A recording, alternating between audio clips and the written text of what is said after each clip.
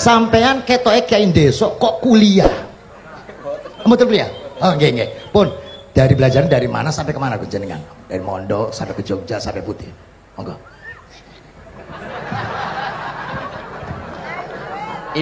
Ini karena sesuai kontrak, nggak boleh nyulayani janji sekali aja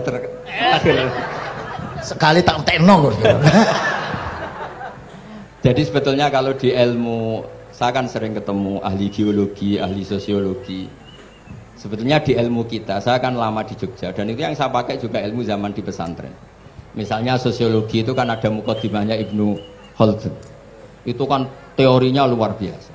Misalnya begini, kenapa Rasulullah itu harus dari suku Quraisy, suku yang sangat terhormat di Mekah? Itu secara teori sosiologi loh, bukan teori nubuah. Kata Ibnu Khaldun, Nabi itu mesti final dari kaum itu aneh. Saya ulang lagi, Nabi itu final dari kaum pasti aneh. Nah masa aneh-aneh ini ditoleransi oleh umatnya karena beliau dari suku yang terhormat. Coba kalau dia dari suku, beliau dari suku yang hina, pasti pas aneh-aneh langsung diadili. Ya kalau di NU lah, ndak Gus Dur kok bikin aneh-aneh di NU kan langsung tuntas. Tapi berhubung Gus Dur cucu Mbah Hasyim, orang itu mentoleransi, bahkan mengira jangan-jangan teori beliau lebih baik ketimbang kita. Nah makanya terus kata Ibnu Khaldun, ma ba'atsawu nabiyyan illa fi mana'atin min qaumin, tidak ada nabi diutus kecuali dari kaum terbaik supaya masa-masa transisi ini nggak ada perlawanan. Nah itu namanya sosiologi. Sehingga beliau ngendikan, ini versi tarikh bukan versi Ibnu Khaldun saja. Ketika sahabat disuruh hijrah karena disakiti orang kafir Quraisy, lah engkau sendiri ya Rasulullah, saya ini orang Quraisy, nggak akan ngalami yang seperti Anda alami. Nah itu namanya sosiologi. Begitu juga matematika. Saya sering ketemu pakar matematika dari UI, dari UGM. Misalnya bilang zakat kan 2,5% misalnya zakat tijar. Saya bilang kalau ngitung itu porogabit, padahal kita zaman sekolah porogabit itu pantangan. Tapi saya bilang saya punya matematika lebih cepat. Apa itu Pak Pak? Kalau manggil saya Pak Pak. Kalau di kitab disebut rubu'ul usyur apa? Jadi bertahap.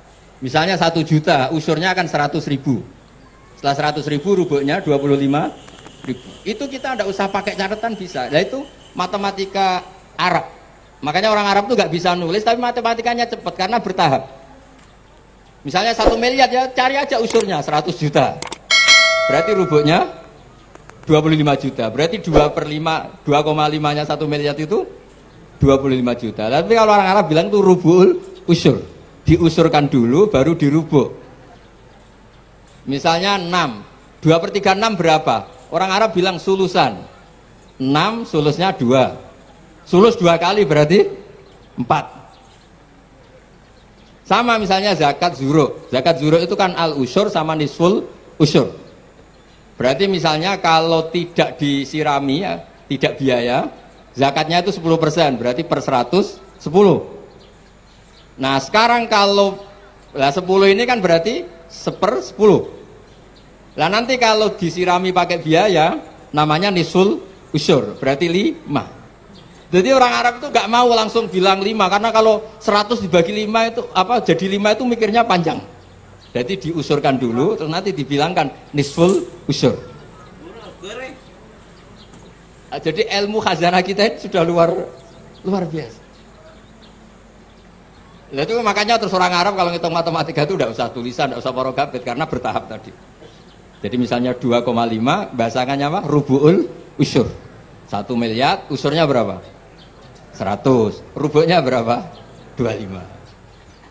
Nah ini semoga buatan ngingkari janji. Wassalamualaikum warahmatullahi wabarakatuh.